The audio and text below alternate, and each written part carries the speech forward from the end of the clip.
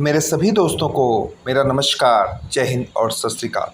दोस्तों, youth competition time की series को जारी रखते हुए आज हमने कला अध्ययन सामग्री से अध्याय 2 भारतीय स्थापत्य कला लिया है, जिसमें आप सभी का स्वागत है। ये video TGT, PGT, TSSB, KVS, NVS और नेट जैसे एग्ज़ामों के लिए बहुत उपयोगी है। इसके साथ ही साथ ये अन्य एग्ज़ामों के लिए भी बहुत उपयोगी सिद्ध होगा। पहली हेडिंग है स्तूप। बुद्ध या बौद्ध भिक्षुओं के अवशेषों पर बनाए गए स्मारक स्तूप कहलाते हैं। क्या कहलाते हैं स्तूप? बुद्ध या बौद्ध भिक्षुओं के अवशेषों पर बनाए गए स्मारक स्तूप कहलाते हैं। अगला है चैत्य। महायान बौद्ध भिक्षुओं के पूजा गृह को चैत्य कहा जाता है। चैत्य किसे कहते हैं? महायान बौद्ध भिक्षुओं के पूजा गृह को चैत्य कहा जाता था, जिसका निर्माण पर्वत या चट्टान काटकर किया जाता था। जिसका निर्माण कैसे किया गया? पर्वत या चट्टान काटकर। उसकी भी आकृति घोड़े की नाल जैसी होती है। उसकी आकृति कैसी होती है? घोड़े के नाल की तरह। अगला है विहार। विहार बौद्ध भिक्षुओं के आवास गृह को विहार या संघाराम कहा जाता था। विहार को क्या कहते थे? बौद्ध भिक्षुओं के आवास गृह को विहार या संघाराम कहा जाता था। अगला है वेदिका। स्तूप को चारों ओर से घेरे हुए जो पत्थर की बाड़ बनाई जाती थी उसे वेदिका कहते थे। वेदिका क्या है? स्तूप के चारों ओर घेरे हुए जो पत्थर की बाड़ बनाई जाती थी उसे वेदिका कहते थे। अगला है सांची। बौद्ध स्तूपों के लिए जाना जाता है। कई बार ये प्रश्न आया है कि सांची किस लिए प्रसिद्ध है या सांची किस लिए जाना जाता है। तो जो सांची है वो बौद्ध स्तूपों के लिए प्रसिद्ध है। अगला है स्तूप महापरिनिर्वाण का प्रतीक है। स्तूप किसका प्रतीक है? तो महापरिनिर्वाण का। सांची का स्तूप मध्य प्रदेश के रायसेन जिले में स्थित है। यहां पर प्रश्न ये हो सकता है कि सांची का स्तूप कहां है? तो सांची का स्तूप जो है वो मध्य प्रदेश के रायसेन जिले में है। इसे अशोक ने बनवाया था। सांची के स्तूप किसने बनवाया? तो सांची के स्तूप का निर्माण अशोक ने कराया था। स्तूप का आकार अर्धवृत्ताकार है। सांची की सालभंजिका यक्षी आकृति आंध्र सातवाहन काल की है। सांची की जो सालभंजिका यक्षी है की आकृति है वो आंध्र सातवाहन काल की है। भारत का सबसे प्राचीन स्तूप पिपरवा स्तूप है। भारत का सबसे प्राचीन स्तूप कौन सा है? तो पिपरवा। और भारत का सबसे बड़ा स्तूप कौन सा है? तो केसरिया। और विश्व का सबसे बड़ा स्तूप कौन सा है? तो बोरोबुदुर। 3 पॉइंट है और 3 प्रश्न निकल के आए। भारत का सबसे प्राचीन स्तूप कौन सा है? तो पिपरवा स्तूप है। भारत का सबसे बड़ा स्तूप कौन सा है? तो केसरिया। और विश्व का सबसे बड़ा स्तूप कौन सा है? तो बोरोबुदुर। ये 2-3 प्रश्न कई बार एग्जामों में रिपीट किए जा चुके हैं, इन्हें आपको ध्यान रखना है। सबसे पहला भारत का प्राचीन स्तूप, भारत का सबसे बड़ा स्तूप और विश्व का सबसे बड़ा स्तूप। बोरोबुदुर स्तूप जावा इंडोनेशिया में स्थित है। बोरोबुदुर स्तूप कहां है? तो जावा इंडोनेशिया में। बोरोबुदुर स्तूप का निर्माण क्या है? बोरोबुदुर स्तूप का निर्माण 8वीं शताब्दी में शैलेंद्र राजवंश के अंतर्गत हुआ। प्रश्न ये पूछ सकते हैं कि बोरोबुदुर स्तूप का निर्माण किसने कराया? तो बोरोबुदुर स्तूप का जो निर्माण कराया था वो शैलेंद्र राजवंश ने कराया था। किसने? शैलेंद्र राजवंश ने। अगला है भरहुत स्तूप का निर्माण शुंग काल में हुआ था या भरहुत स्तूप का निर्माण शुंग शासकों ने कराया। 2 तरीके से प्रश्न हो गए। अगर ये पूछ ले कि भरहुत स्तूप का निर्माण किसने कराया? तो शुंग शासकों ने। और किस काल में हुआ? तो शुंग काल। अगला है सांची स्तूप या सांची का स्तूप। सांची का स्तूप मध्य प्रदेश के रायसेन जिले में विदिशा से 6 मील दूर स्थित है। क्या है?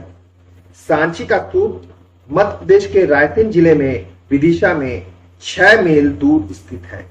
सांची में कुल 3 स्तूपों का निर्माण हुआ है, जिसमें एक बड़ा तथा 2 छोटे स्तूप हैं। सांची में कितने स्तूप बने हैं? तो 3, एक बड़ा है और 2 छोटे।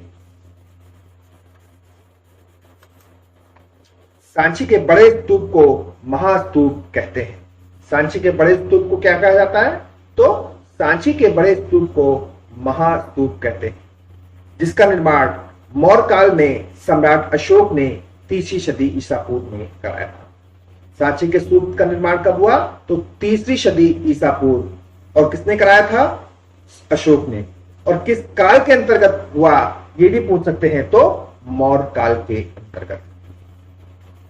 सांची स्तूप का निर्माण 300 ईसा पूर्व। सांची का निर्माण किसने कराया? अशोक ने। और सांची के स्तूप का निर्माण किस काल में हुआ?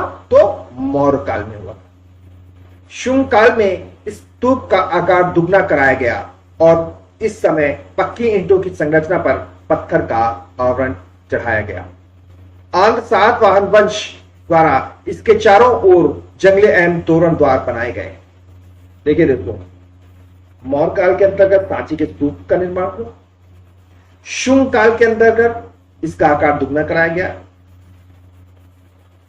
और आंध्र सातवाहन काल के अंतर्गत इसके चारों ओर जंगले और तोरण द्वार बनाए गए। क्या बनाए गए? जंगले एवं तोरण द्वार में तो लाल बलुए पत्थर का प्रयोग किया गया है। किसमें? सांची के स्तूपों में। अगला है भरूच स्तूप। भरूच स्तूप मध्य प्रदेश के सतना जिले से 9 किलोमीटर दूर स्थित है। भरूच स्तूप कहां है? तो मध्य प्रदेश के सतना जिले से 9 किलोमीटर। शुंग कालीन मूर्ति कला का दूसरा केंद्र भरूच था। शुंग काल में वहां भी हुआ सांची। शुंग काल में भरूच स्तूप का भी नाम है। तो शुंग कालीन मूर्ति कला का दूसरा प्रमुख केंद्र कौन सा था? तो भरूच। भरूच स्तूप का निर्माण शुंग काल में हुआ था। देखिए,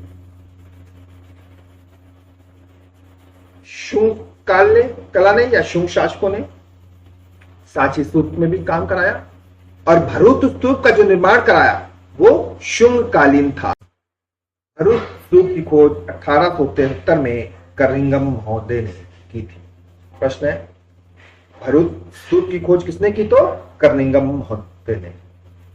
भरूच का स्तूप अर्धगोलाकार गुंबद के रूप में बना हुआ है। भरूच का निर्माण लाल रंग के बलुए पत्थर से हुआ है। भरूच का निर्माण कैसे हुआ? तो लाल रंग के बलुए पत्थर से। वर्तमान में यह स्तूप पूरी तरह नष्ट हो गया है और इस स्तूप के अवशेष कलकत्ता संग्रहालय में सुरक्षित हैं। भरूच स्तूप की मूर्तियों पर लोक कला का समावेश अधिक मात्रा में पाया जाता है।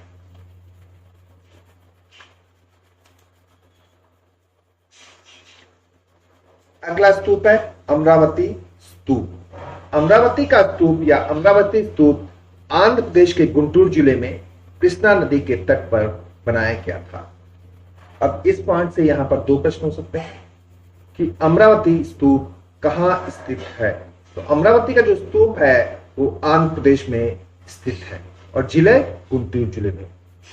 और ये भी प्रश्न एक पूछ सकते हैं कि अमरावती स्तूप किस नदी के तट पर बनाया गया है। तो अमरावती का जो स्तूप है वो कृष्णा नदी के तट पर बनाया गया है। अगला है अमरावती स्तूप का पता 1997 में कर्नल कालिंग मैकाजी ने लगाया था। अमरावती स्तूप का निर्माण शुंग कुषाण काल में हुआ। किसमें? शुंग कुषाण काल में। अमरावती स्तूप का प्राचीन नाम धान कटक था।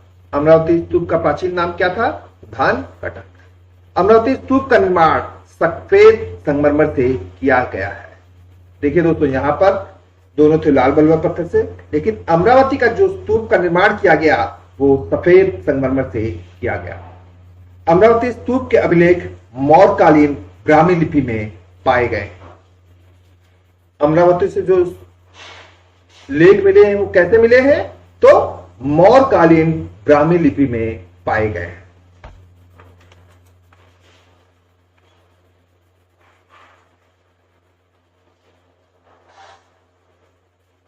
अगला है स्तूप महापरिनिर्वाण का प्रतीक है। स्तूप किसका प्रतीक है? तो महापरिनिर्वाण पर निर्माण का।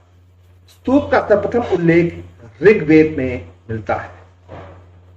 एक प्रश्न यहां से और पूछा सकता है कि स्तूप का सर्वप्रथम उल्लेख कहां मिलता है? तो स्तूप का जो सर्वप्रथम उल्लेख है वो ऋग्वेद में मिलता है। अशोक ने कितने स्तूपों का निर्माण कराया? अशोक ने 84,000 स्तूपों का निर्माण कराया था। अगला पॉइंट है, स्तूपों का आकार अर्धचंद्राकार होता है। अमरावती स्तूप घंटाकृति आकृति में बना है। अमरावती स्तूप के खंडित टूटे हुए हिस्से मद्रास संग्रहालय में सुरक्षित हैं। अमरावती स्तूप की मूर्तियों पर रोमन प्रभाव दिखाई देता है। एक प्रश्न यहां से भी पूछा सकता है कि अमरावती स्तूप की मूर्तियों पर कौन सा प्रभाव दिखाई देता है या किसका प्रभाव दिखाई देता है? तो अमरावती स्तूप की मूर्तियों पर रोमन प्रभाव दिखाई देता है।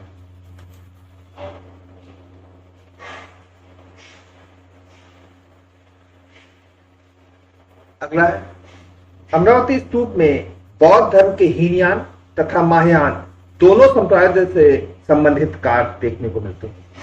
अमरावती का जो स्तूप है उसमें हीनयान और महायान दोनों संप्रदाय से संबंधित कार्य देखने को मिलते हैं। अमरावती में सांची व भरूच के समान बुद्ध के जीवन से संबंधित दृश्य व जातक कथाएं भी आंकी गई है।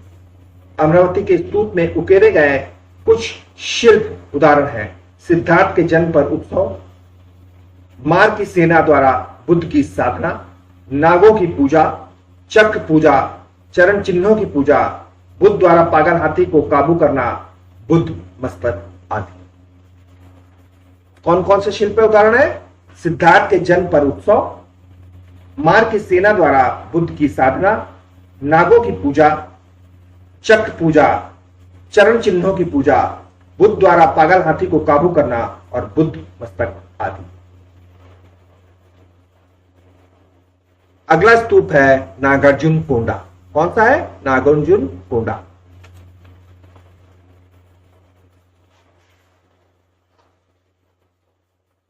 गुंटूर जिले के नागार्जुन कोंडा नामक स्थान पर 7 वाहनों द्वारा एक उत्कृष्ट स्तूप की रचना कराई गई।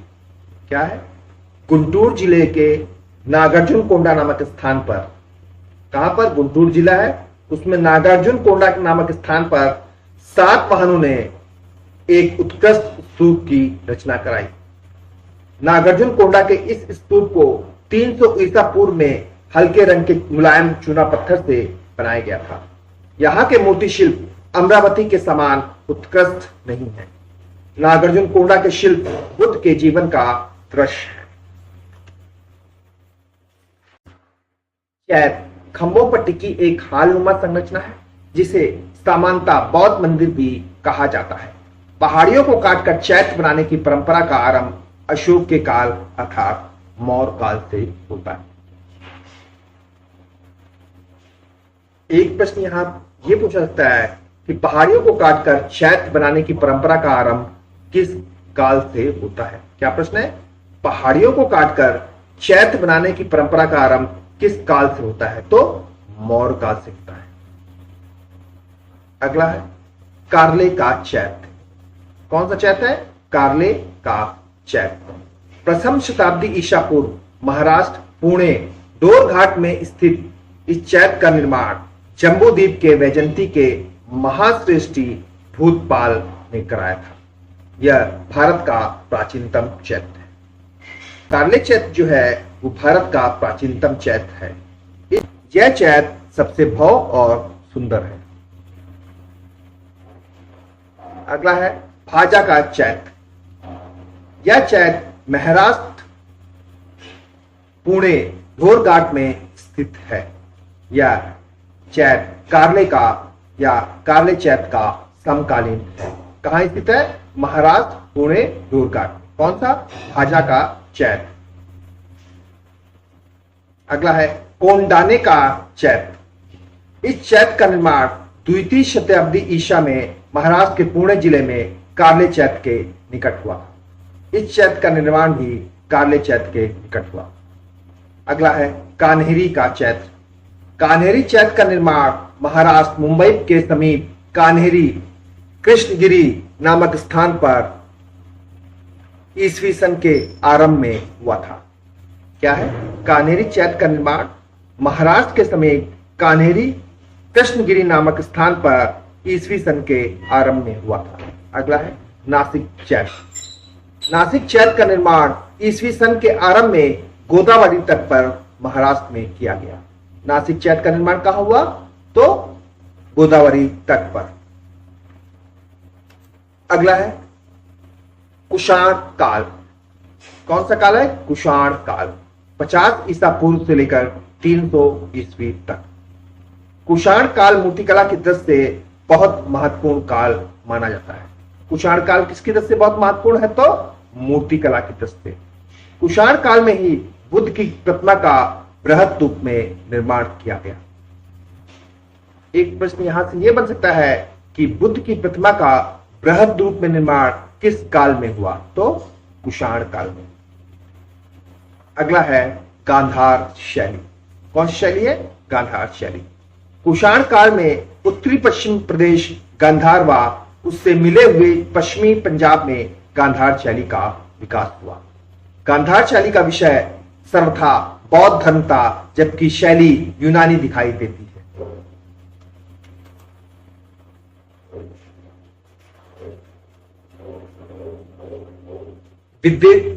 विदेशी विद्वानों ने गांधार शैली को ग्रीको, बुद्धिस्ट, इंडो ग्रीक अथवा इंडो हेलेनिस्टिक काल के नाम से पुकारा है। किस किस नाम से पुकारा है विदेशी विद्वानों ने? किसे? गांधार शैली को। तो गांधार शैली को ग्रीको, बुद्धिस्ट, इंडो ग्रीक अथवा इंडो हेलेनिस्टिक के नाम से पुकारा है।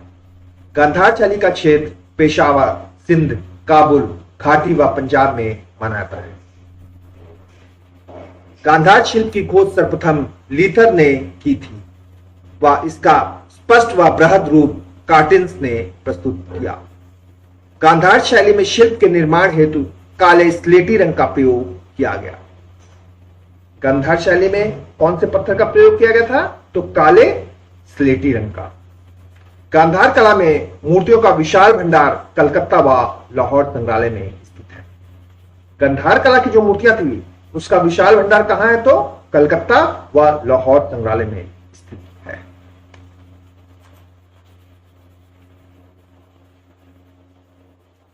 गांधार शैली में यूनानी कला व भारतीय कला भावनात्मक के तत्वों का सम्मिश्रण दिखाई देता है।